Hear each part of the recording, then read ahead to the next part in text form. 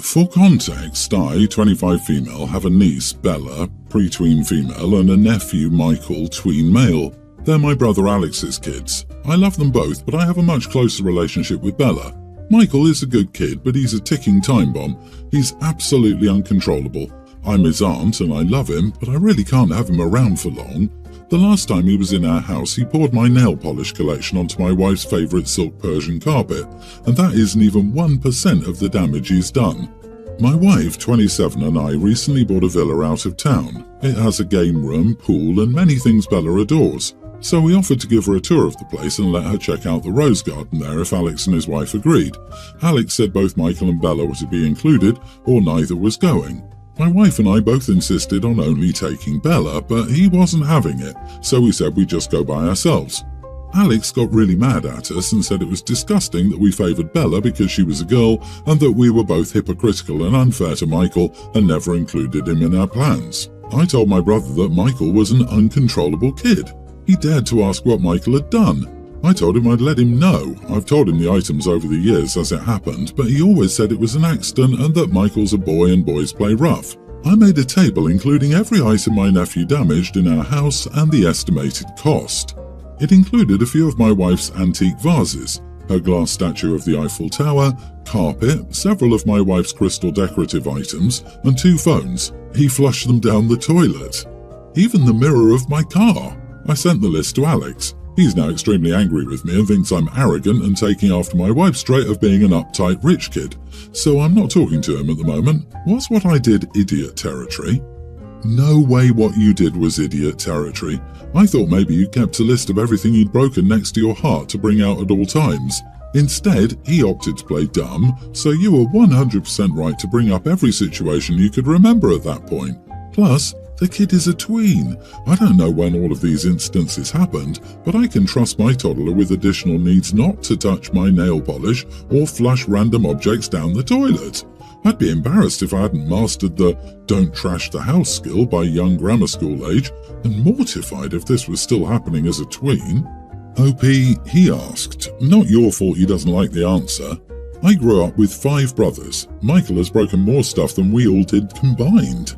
Also, boys play rough because they're allowed to. Girls get in much more trouble for that sort of play and are directed away from it. It's not some immutable law of gender, it's just children being children. Agree, it's usually more about the parents. The girls themselves might be fine getting rough. The boys might be fine being quiet. The parents are the ones who tend to stop that, and when people say girls mature faster, what they really mean is that basically no parent makes excuses like this when it's a tween girl making destructive messes everywhere. Consequences are what make a kid mature. Simple as that. While I understand your brother's point about both kids or none, and I agree in most cases this is not the same, so long as you're not leaving out any damages your niece has done, this clearly isn't about a gender preference. This is more of an actions have consequences situation. While it might feel unfair to Michael, this is the opportunity for his parents to teach him to behave better in other people's homes. I also don't think it would be fair for the niece to be denied things due to her brother's behaviour. The easiest solution would be to say, Michael can come, but you need to come too then and be responsible for making sure nothing gets broken. Oh, and security deposit in cash. But I wonder where his behaviour started. If the parents are talking about how stuck-up OP is for having stuff and joking about what if it got broken, the kid may not understand that he's misbehaving, especially if the parents are talking about rich people whining about their stuff after OP informs them that the kid ruined something.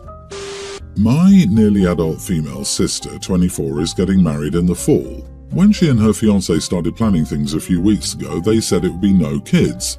I initially didn't think anything of that. I assumed she meant 13 plus or something like that. That was weird though, because she never came to me about anything wedding related like she did with the rest of the family.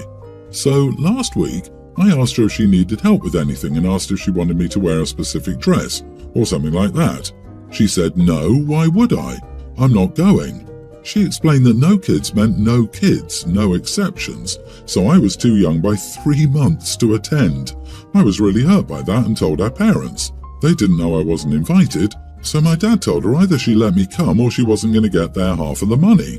She did invite me, but she made a big show of how she didn't want me there. So I said, screw it, don't bother. Since she doesn't want me there, I won't be. She just shouldn't expect things to return to normal afterward. We used to be close and we texted a lot even after she moved out. Not anymore though. I blocked her on everything and I'm not speaking to her. I don't know if our relationship can recover from this, but if we do, it's going to be up to her to fix it. My parents say I'm overreacting, but this really hurt me. Not the idiot. 3 months shy of 18? Nah, your sister is something else. Let her explain to the whole family why you're not there. You are absolutely not overreacting. I don't understand why she would do this if you girls had a good relationship. Is it just the two of you? Are there any other siblings? If there are, how do they feel about this? Is it possible your future brother-in-law doesn't like you? That he could be the reason why she's acting this way? Whatever happens, whether you decide to actually go or not, after all her theatrics, keep your head high. You've acted in such a mature way.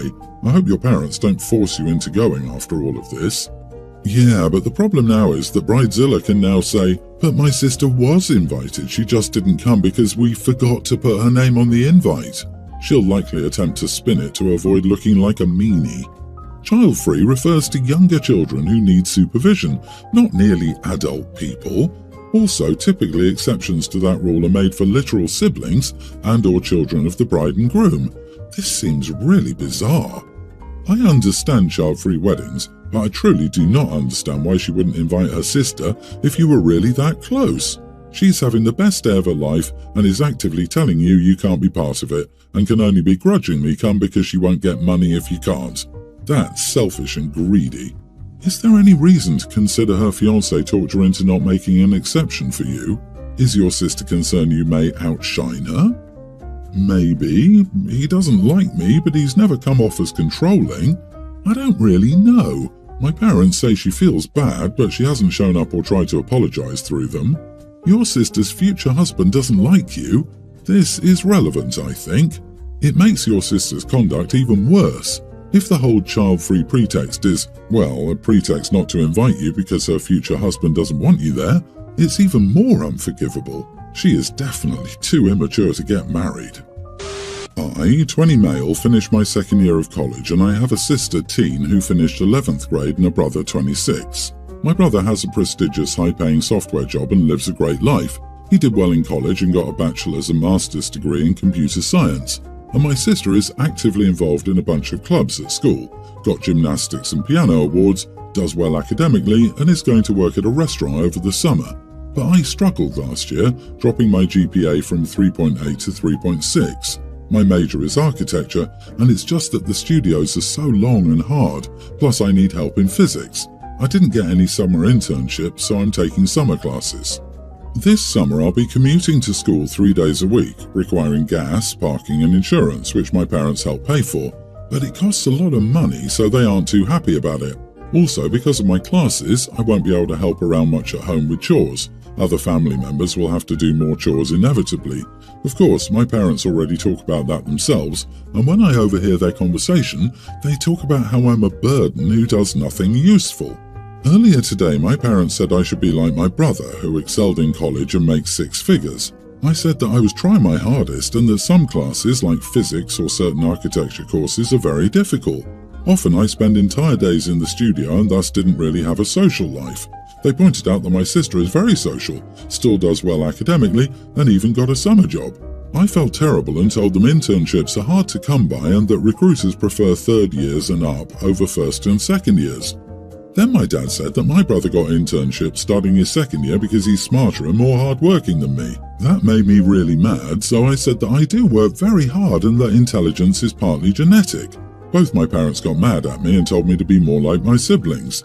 I couldn't contain it anymore, so I screamed that I was not the black sheep of the family and that they needed to stop treating me as such. I told them I didn't appreciate being called a burden and that everyone goes at their own pace. However, my mom said that I asked to be treated like this because I didn't work hard enough in school, which I did, despite being in a brutal major. I stopped talking to my parents after this incident about 2 hours ago, and I just isolated myself in my room, crying. Not the idiot. Comparison is the thief of joy. My heart broke for OP. Like, holy crap, he has a 3.6 GPA and his parents aren't happy. He's the black sheep. Jesus, that poor kid. OP, you are smart. You are worthy. You probably have an awesome personality too, and I can see how down to earth you are.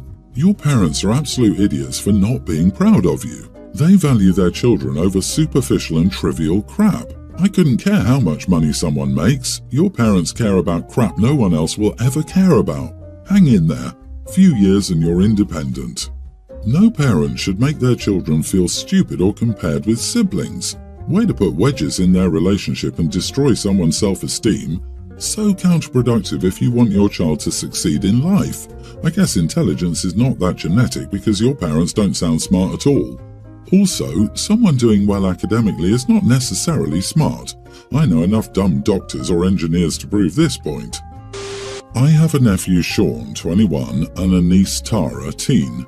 I love playing the piano, and when Sean was younger he asked me to teach him. I tried to do it, but he was a very slow learner and I didn't have the patience, so I told him to go to his dad to sign him up for a piano class. A while ago, Tara asked me to teach her how to play the piano, and in a very short time she learned a lot, even faster and better than I expected, so I've been teaching her and we both enjoy it very much. When Sean found out, he sarcastically told her that I was going to get tired of her and stop teaching her after a few weeks. I told him that actually we've been doing this for a few months now and she's doing very well, so I will keep teaching her. He asked me why I didn't teach him, and I was honest and told him he didn't have much talent and I didn't have much patience to deal with him. He thinks I'm an idiot, so I want to know if I am. You are the idiot simply for the way you handled it. You could have said at the time you couldn't handle the demands of piano tutoring instead of telling him that he lacked the talent to the point where you couldn't be bothered to continue. And if he actually took piano classes elsewhere, you should have encouraged him. I'm sorry, but OP lacked the talent to teach someone properly. It wasn't that nephew had no talent, it was just that he was a slow learner, and OP lacked the patience to teach him. So OP is the idiot for blaming the nephew for their decision not to teach him because OP was lazy, not because the nephew wasn't good enough. A slow learner indicates that he was learning, it was just taking longer than OP expected, and OP gave up before the nephew did. I have two brothers, Dixon and Bobby, who are 2 years apart. When Dixon learned to drive, I tried to help him once. He was rude, didn't listen, and scared the crap out of me. I also thought he might crash my car, but I told my dad, he needs a professional teacher, I'm not going to teach him how to drive. Bobby was the exact opposite of Dixon. He was respectful, asked questions, listened, and read the damn manual. He was a delight to teach. When he took his test, he used my car. I let him borrow it a few times when he had a date. Again, he was a delight to teach. Dixon was hurt when he found out I taught Bobby. I was honest with him and said, you needed someone with more experience to teach you. I would rather not put our relationship through a nightmare for no reason. When he asked to borrow the car, I told him no because he crashed his own car and mistreated my parents' vehicle. But I never said it in a way that implied he was a waste of time and not worth the hassle. He is a human being, and just because he isn't good at a certain skill doesn't make him pathetic or irritating.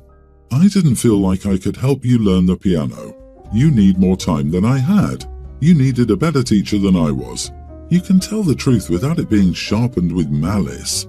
You crushed that kid and his motivation for learning the piano, and now you should try to fix this. My husband and I have both sets of parents living in the same city as us. We decided to have a weekly dinner with each set of parents so that we could see them regularly. My parents get Saturday night. My sister, her husband and daughter also live in the same city and come to my parents' house on Saturday so that we can all hang out. My mother-in-law and father-in-law get Friday nights. We spend our Friday evenings with them either at their house or ours. For a while now, my mother-in-law has been complaining about us giving my parents Saturday evenings. She thinks we're favouring my parents by giving them Saturdays. Her reason for wanting Saturdays is that it's one of her days off, and she would have more time to prepare a meal for us. She wants to relax all day and then have us come over. Currently, my parents live 35 minutes away from us on a good traffic day. If we were to go on any weekday evening, it would take us upwards of 50 minutes to an hour to get there. My in-laws live 10 minutes away from us, so it's much easier to go over on a weekday. My mom does a fast for religious reasons every Friday and has for as long as I can remember. She only eats specific foods and has a meal about midday. Therefore, if we were to go over to my parents' house on Friday, she would just have to watch us eat. Also, we can't give my parents Sunday because we go to temple in the evenings. We spend the same amount of time at each parent's house. We don't go to my parents' house on Saturday and spend the whole day with them. We go there for dinner about 2 hours and do the exact same thing with my in-laws but on Friday and for the same amount of time. I gave it a try though. Recently we have given my in-laws Saturday nights every few weeks. Never has dinner been made nor any sort of special meal my mother-in-law claimed she needed the time for. I'm in the kitchen still helping her to cook every meal once we get there. We spend the same time there as we would if it were a Friday night. Everything is absolutely the same. This past week she complained again and I refused to give her Saturday. My husband agrees with my reasonings, but he feels bad for her and thinks we should just do it for her. He thinks that I shouldn't be holding on to this too much. I should just deal with the driving and my mom not eating and go to my parents on Friday, even though Saturdays also work for my sister. So I get to see my whole family at once. He thinks I'm an idiot for not considering her feelings and not going to their house this past Saturday. I think the way things are, Fridays for my in-laws and Saturdays for my parents, makes it possible for us to have dinner and spend time with everyone, which was the point of all this in the first place. Am I the idiot for not giving my mother-in-law Saturday dinners? Do you and your husband ever get time together for date nights? You're spending Friday with your in-laws, Saturday with your parents, and temple on Sunday. Where's the time for you and your husband and nurturing your marriage? Regardless, not the idiot, but weekly dinners? That's a lot of family time. Completely agree with you. Do they even have any other friends? This is way too much time with parents and in-laws when I think their friends must be like, hey, do you ever want to hang out with us? Dial that way back to once a month on varying nights. If it were my mom, I'd probably say, you know what, let's not do any dinners for a while because it's taking too much off my nerves right now. You see it, right? Keeping things as are makes more people happy. Switching means only mother-in-law is happy, and that is what your husband is suggesting. Just so we both are clear, your husband is choosing his mother's happiness, even as you said you do the same things and actually have to help cook when mother-in-law gets Saturday, yet your husband still wants to give in and give his mother what she wants. Honey, you have a husband problem.